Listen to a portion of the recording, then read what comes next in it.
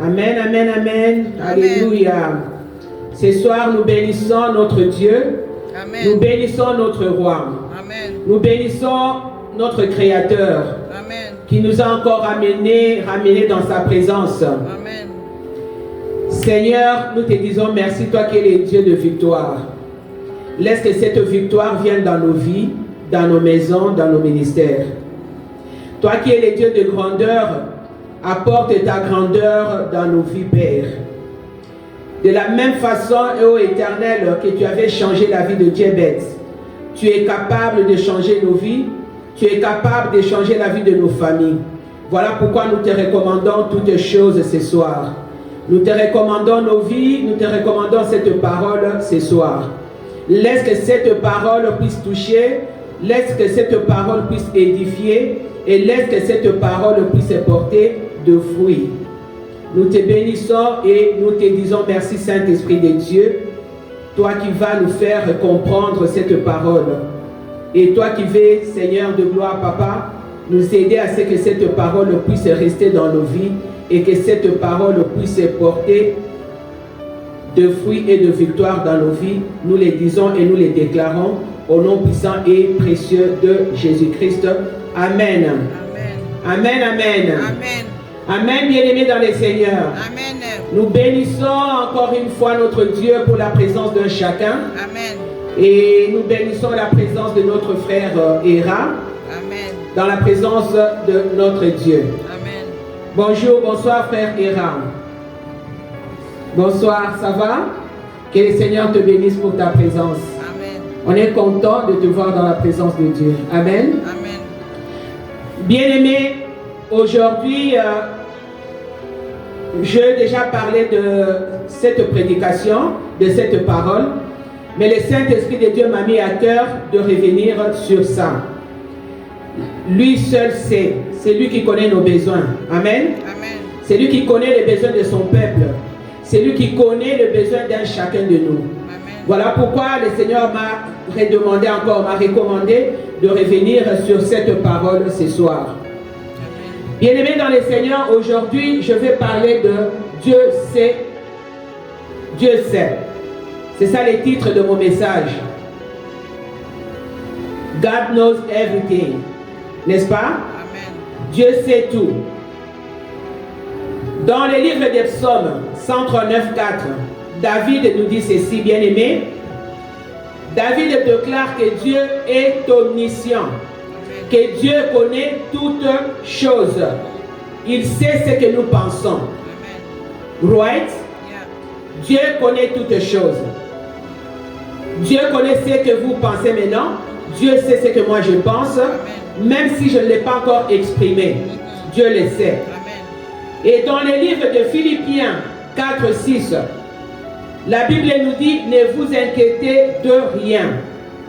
Mais en toutes choses, faites connaître vos besoins à Dieu par de prières et de supplications avec des actions de grâce.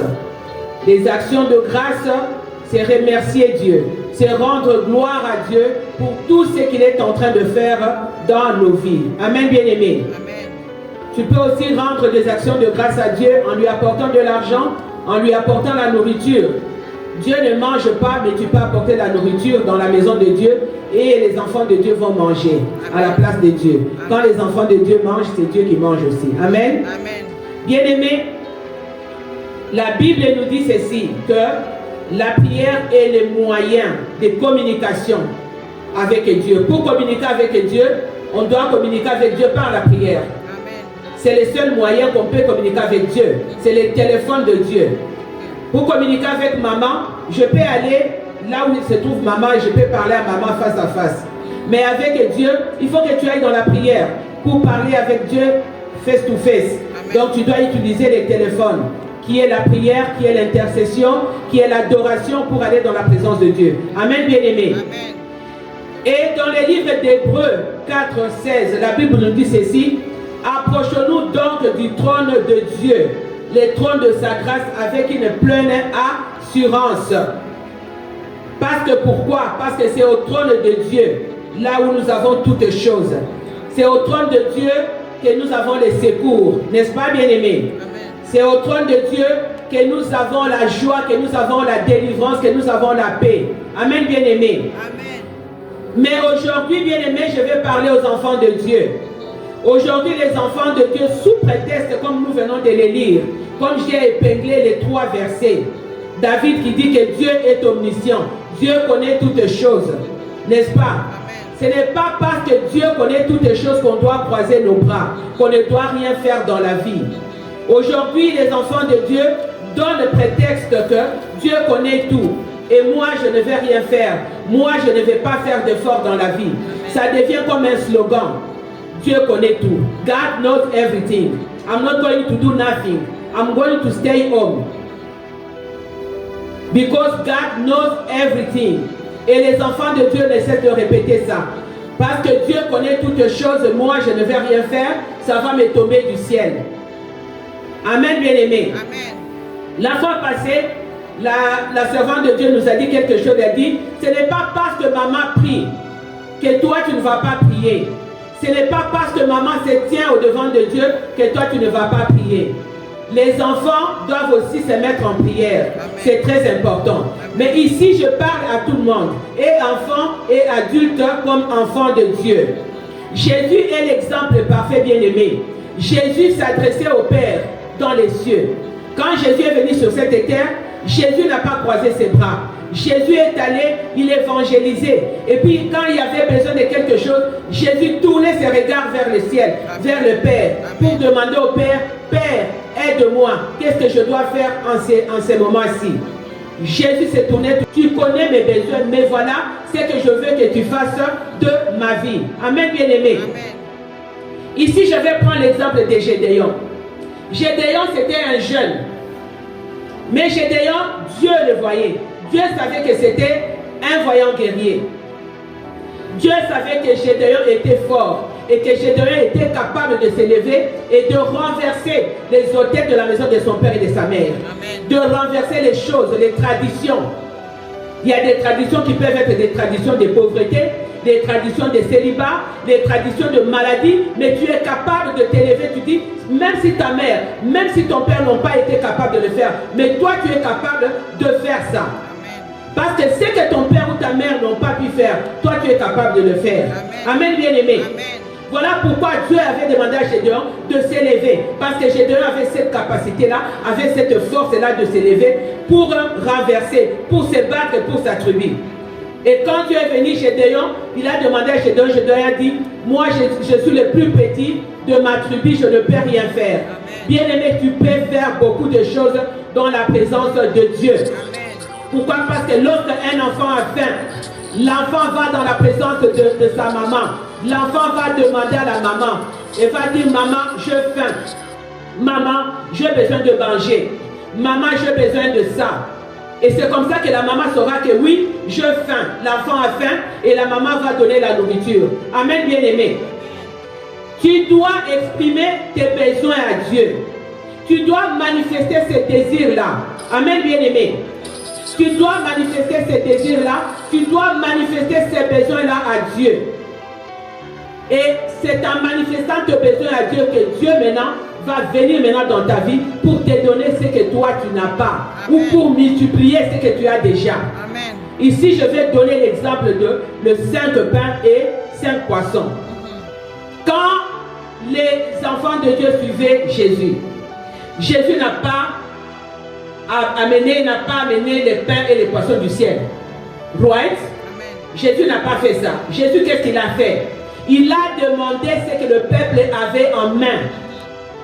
Il a demandé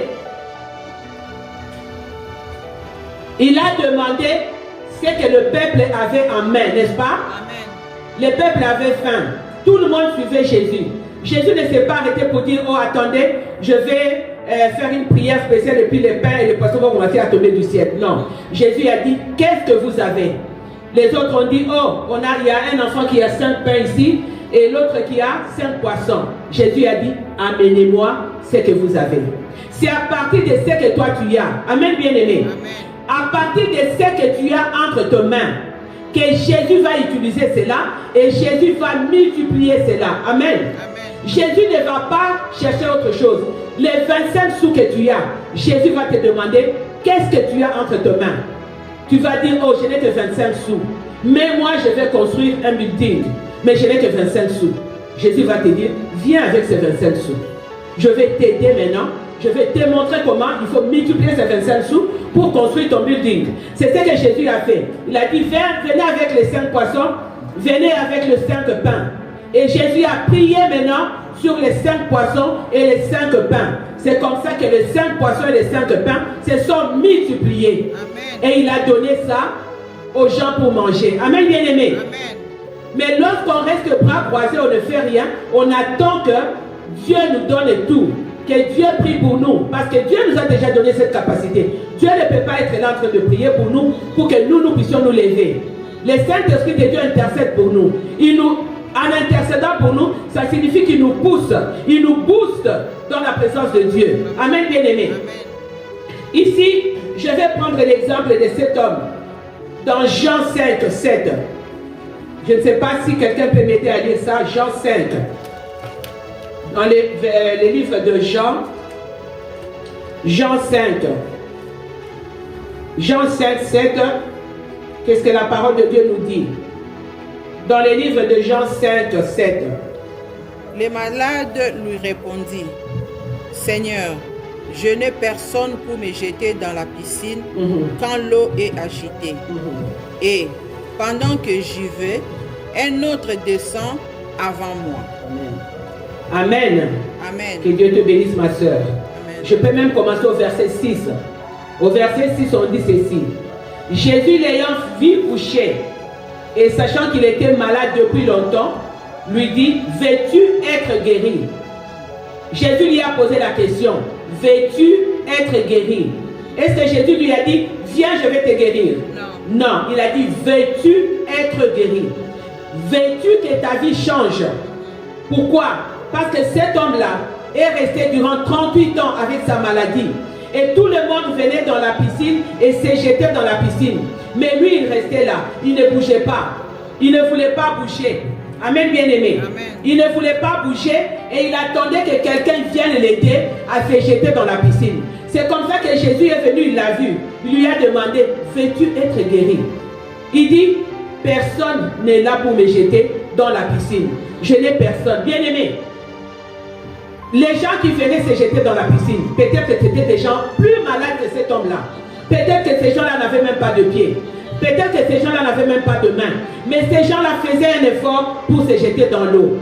Mais lui, il restait toujours là. Il attendait qu'on vienne le soulever, qu'on vienne l'aider pour se jeter dans l'eau. Il y a des chrétiens comme ça, qui ne font pas d'effort, qui restent là, qui attendent qu'on vienne l'aider, qu'on vienne lui donner du pain, qu'on vienne lui donner un verre d'eau. Alors qu'il peut s'élever avec le peu qu'il a, avec la force qu'il a, comme Dieu avait dit à Gédéon, lève-toi, va avec la force que tu as.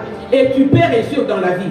Cet homme-là de Bethesda est resté là, il attendait depuis 38 ans. Il ne s'élevait pas, il disait, je ne vais pas m'élever, je ne vais pas bouger parce qu'il n'y a personne pour me jeter dans l'eau. Il attendait seulement que quelqu'un vienne l'aider pour aller dans l'eau, alors qu'il pouvait s'élever pour se jeter dans l'eau. Il pouvait même se traîner.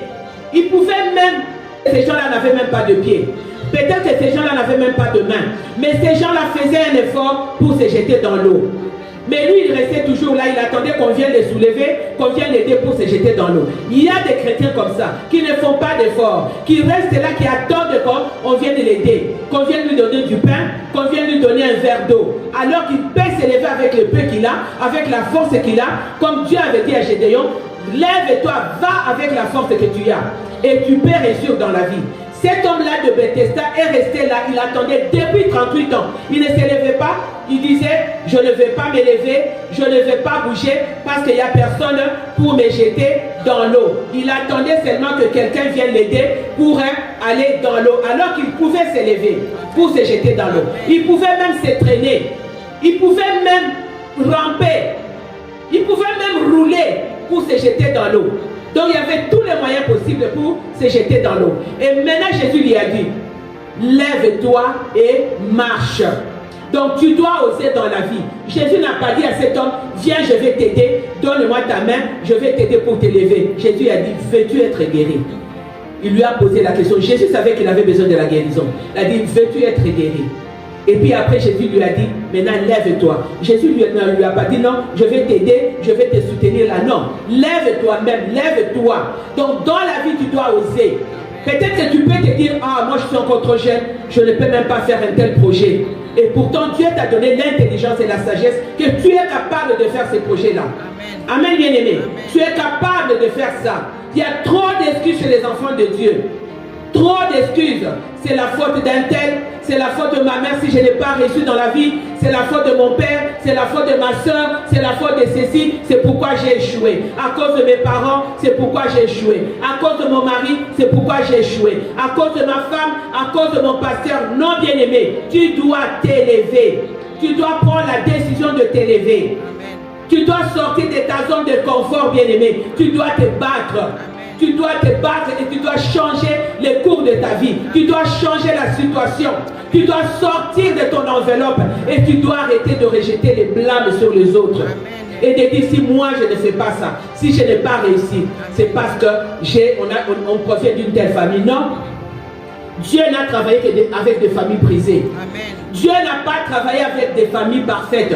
Si vous lisez la Bible, toute la Bible de la Genèse jusqu'à l'Apocalypse, vous ne verrez pas un endroit où on a dit Dieu a pris cette famille qui était la famille la plus parfaite, la plus normale, une famille qui n'avait pas de faute de péché et Dieu a choisi cette famille pour travailler avec la famille. Non, ça n'existe pas. Que personne ne vous trompe, bien-aimé. Dieu veut voir votre persévérance, votre détermination, votre foi et votre désir exprimé à travers tes prières. Dieu, voilà mes projets. Dieu, voilà ce que j'ai comme problème. Mais je veux que tu m'aides et Dieu va t'aider. J'ai donné l'exemple de l'autre fois d'une fille au Congo là-bas. Cette fille-là n'avait rien, n'avait que 10 000 francs. 10 000 francs, je ne sais pas, c'est l'équivalent de 5 dollars peut-être. Hein? L'équivalent de 5 dollars. 4 dollars, voilà. Mais cette fille-là, je l'ai vue, c'était sur YouTube, hein, elle vend de beignets. Elle fait de beignets et en faisant ces beignets, elle dit des fois elle sort avec 20 000 francs par jour. Si les gens achètent 30 000 francs. Et c'est déjà beaucoup, calculé maintenant 4 fois 3. C'est combien? Pratiquement 20 dollars qu'elle a par jour. Et si elle a 20 dollars par jour, 10 jours elle a combien? 10 jours elle a combien? 200 dollars. Donc elle ne manquera pas d'argent pour se payer un pain. Elle ne manquera pas d'argent pour payer son loyer. Au lieu d'aller se prostituer ou bien au lieu d'aller se droguer, elle ne manquera pas ça. Et c'est ça qui manque à beaucoup d'enfants de Dieu aujourd'hui. Amen, bien-aimé. Amen, bien-aimé. Donc nous devons nous lever. Moi j'ai vu une femme en Ouganda ou au Kenya là-bas. Elle n'a pas de main. Mais cette femme-là, elle est mariée, elle a des enfants, elle a un mari. Mais elle fait, d'ailleurs, elle ne marche même pas, je crois. Et même ses pieds, elle est paralytique aussi. Elle n'a que 2 pieds, mais ses pieds sont atrophiés. Mais elle fait tout avec ses pieds. Donc les pieds sont devenus ses mains. Elle lave ses enfants, elle l'a mise au monde.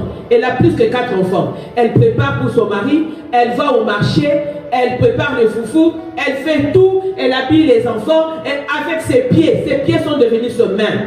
Bien-aimé, alors toi qui as 2 pieds, toi qui as 2 mains, toi qui as la capacité voulue que Dieu a donnée, tu restes là, tu croises les bras, tu dis je ne fais rien, je ne bouge pas, j'attends que Dieu, la main de Dieu tombe du ciel. Bien-aimé, on doit se réveiller. Amen. On doit se réveiller. Ne dites pas dans ton cœur, oh mais je suis encore trop jeune, ou je suis âgé, je ne peux pas faire ça, je ne peux pas faire ça. Dieu nous a réservé de grandes promesses. Amen. Toi et moi, Dieu nous a réservé de grandes promesses. Right? Era. Tu as une grande promesse au devant de Dieu. Est-ce que tu comprends? Tu as une très très grande promesse au devant de Dieu. Que personne ne te dise que tu n'es pas capable de faire ça. Parce que tu es capable d'arriver et de faire ça. Est-ce que tu comprends? Tu es capable. Amen. Tu es capable dans la présence de Dieu. Parce que Dieu t'a réservé de grandes promesses. Amen. Tu dois t'élever avec la force que tu as en toi. Et dis-toi que moi je dois réussir. Et tu réussiras dans la vie au nom de Jésus. Amen. Amen. Voilà, donc on a cette foi, bien-aimée. La foi est l'instrument précieux.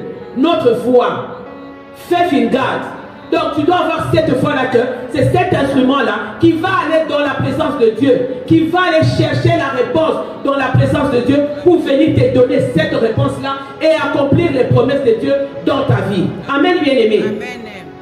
La foi établit Dieu dans nos situations. Lorsque tu as foi en toi-même, il ne faut pas avoir foi en X ou en Y. D'abord en toi-même, tu te dis, moi, je suis capable.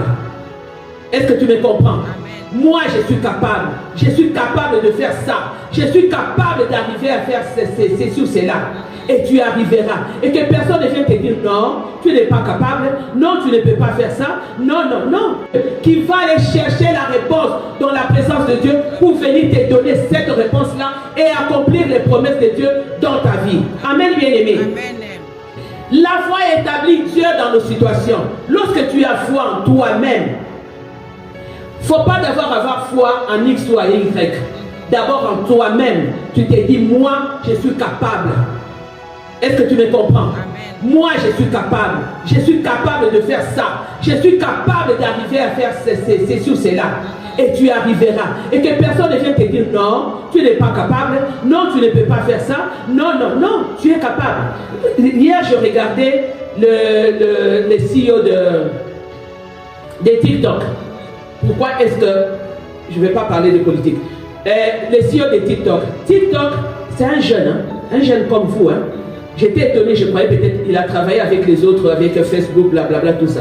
Mais aujourd'hui, il a combien c'est un Singapourien, non? Il a combien aujourd'hui des abonnés? Il est parti de rien.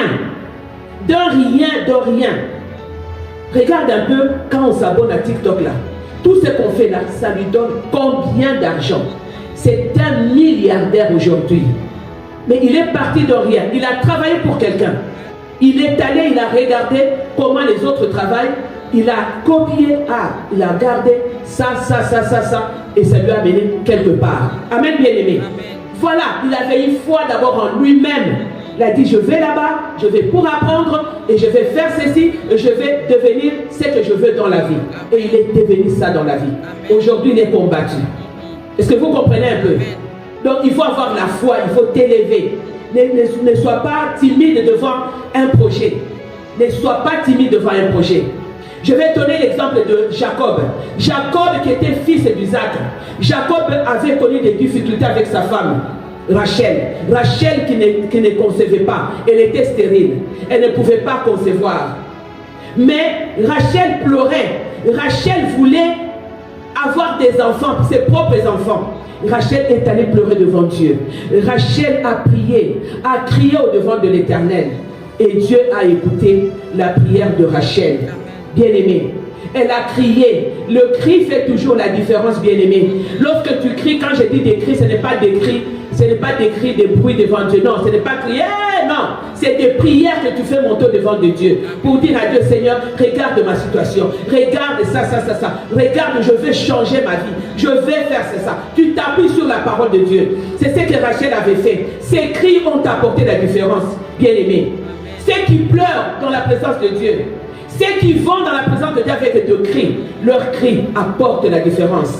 Leurs cris arrivent au trône de Dieu. Leurs cris arrivent aux yeux et au cœur de Dieu. Amen, bien-aimés. La Bible nous dit dans les livres des psaumes 18 et 6, dans ma détresse, j'ai crié à toi. Donc dans ton désarroi, dans ta détresse, crie à l'Éternel. Et l'Éternel va entendre ta voix. L'Éternel va entendre ta prière. Amen, bien-aimés. Rachel avait supplié Dieu. Et à la fin, Rachel, qui avait connu qui était dévastée, qui avait connu des déceptions, qui était inconsolable, mais Dieu l'avait consolée en lui donnant des enfants. Amen, bien-aimés. Vous pouvez les lire dans les livres de Genèse 30, 22, même à la maison. Bien-aimés, Dieu se sert toujours de nos moments décevants de nos vies, de nos déceptions, pour transformer nos vies en grâce et en bénédiction, bien-aimés. Amen, bien-aimés. Laissez-moi vous dire que malgré toutes les luttes et les déceptions de vos vies, vous devez rester fidèle à Dieu. Amen. Vous devez vous attacher à Dieu. Amen. Parce qu'il n'y a pas autre chose. Bien-aimés, je m'adresse à vous les jeunes Il n'y a pas autre chose que personne ne vous trompe. Il n'y a pas autre chose qui peut vous amener dans la gloire. Amen. Ce n'est pas la magie qui peut vous amener dans la gloire. Ce n'est pas suivre des amis qui sont en dehors de Jésus qui peuvent vous amener dans la gloire. Non, ce qui peut vous amener dans la gloire, c'est d'abord la présence de Dieu, la crainte de Dieu et votre travail, votre commitment dans la présence de Dieu. Ton histoire ne va pas se terminer dans la honte. Même si ton histoire est dans la confusion, même si ton histoire est dans la honte, ton histoire ne se terminera jamais dans la honte. Amen, Amen, bien-aimé. Crois que Dieu est capable de te relever. Parce que c'est lui qui relève les indigents. Les indigents, c'est les pauvres. Dieu est capable de prendre quelqu'un qui était là, au bas de l'échelle. From nowhere. Et Dieu va l'élever. Amen, bien-aimé. C'est Dieu qui donne la victoire. Ce n'est pas le monde qui donne la victoire. C'est Dieu qui rachète nos combats. Et c'est lui qui nous donne l'espérance. Amen, bien-aimé. C'est Dieu qui est capable de toutes choses. On va s'élever dans la présence de Dieu, bien-aimé. C'est Dieu qui est capable de toutes choses, bien-aimé. Amen, amen, amen. Ce soir, bien-aimé, prends la décision dans ton cœur de t'élever. Prends la décision de t'élever dans la présence de Dieu. Amen. Quel que soit où tu te trouves avec ta vie. Amen. Quel que soit où tu es avec ton problème. Que cela soit dans ta famille. Que cela soit personnel. Prie et demande au Saint-Esprit de Dieu de t'aider à te relever. Amen. À sortir de ta zone de confort. Amen. Dieu, voyez la détermination de Gédéon, bien-aimé. Dieu savait que Gédéon, c'était un vaillant guerrier. Que Gédéon était fort. Où sont aujourd'hui ces Gédéons-là? Où sont ces vaillants guerriers-là dans la présence de Dieu? Où sont les forts vaillants dans la présence de Dieu? Bien-aimés, les forts, les Gédéons, on ne les trouve pas devant les réseaux sociaux. On ne les retrouve pas dehors. Mais on les retrouve dans la présence de Dieu. Amen. Prends la décision ce soir de suivre Dieu. Amen. Et de te relever. Amen. Et Dieu va te relever aussi. Amen. Que le Seigneur vous bénisse. Amen, amen, amen. Amen, amen. Amen, amen, amen, amen, amen, amen, amen, amen. Alléluia.